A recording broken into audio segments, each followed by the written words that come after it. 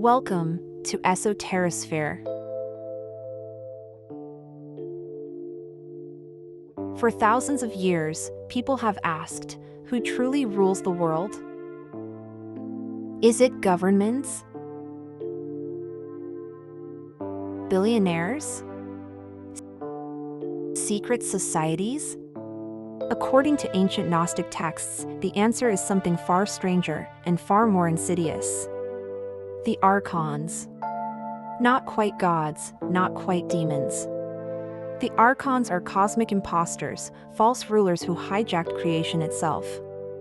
This is Esoterisphere, and today we're diving deep into one of the most provocative ideas in ancient spirituality, the Archons. Where they came from, what they want, and why some say they're still in charge. In the Gnostic tradition, the material world isn't the masterpiece of a loving God. It's a counterfeit, a flawed imitation, a cosmic copy. And at the heart of that deception are the Archons. The word Archon comes from the Greek archon, meaning ruler or authority. But these rulers aren't benevolent. They're jailers. According to texts like the Apocryphon of John and the Hypostasis of the Archons, they were created by the Demiurge, a lower god who thought he was the only god. He fashioned the material world in ignorance, cutting it off from the true divine realm, the pleroma.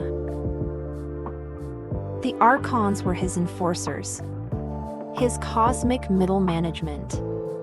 They guard the borders of reality. They keep souls trapped in illusion.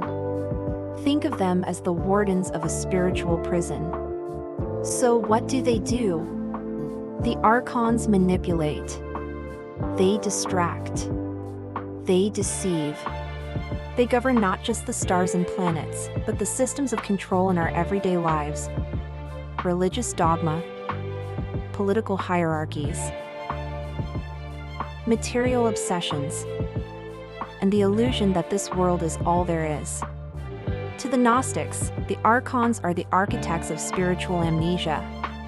They want you busy, confused, addicted, divided. Because a distracted soul is an imprisoned soul. Now here's where things get interesting, because the Gnostics weren't just talking metaphysics. They believed the Archons could influence human behavior. In some texts, they're described as shaping human bodies, manipulating desire, and sowing chaos.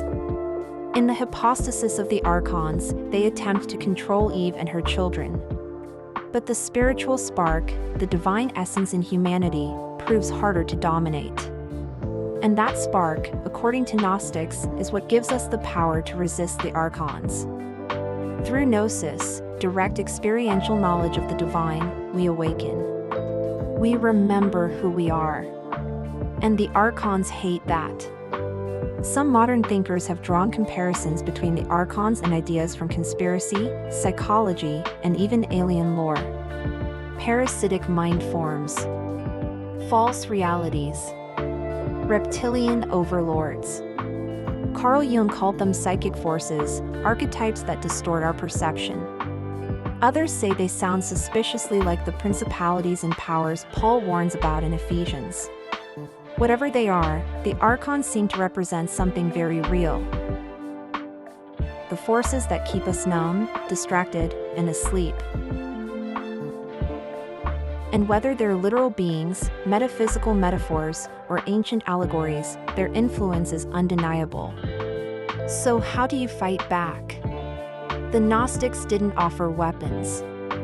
They offered knowledge. To name the Archons is to weaken them. To see the illusion is to begin escaping it. In their view, the true God isn't found in temples or thrones, but within. The path to freedom is inward. Through reflection, revelation, gnosis. And maybe that's why the Archons worked so hard to bury these teachings. Because an awakened soul is a dangerous thing. Thanks for watching.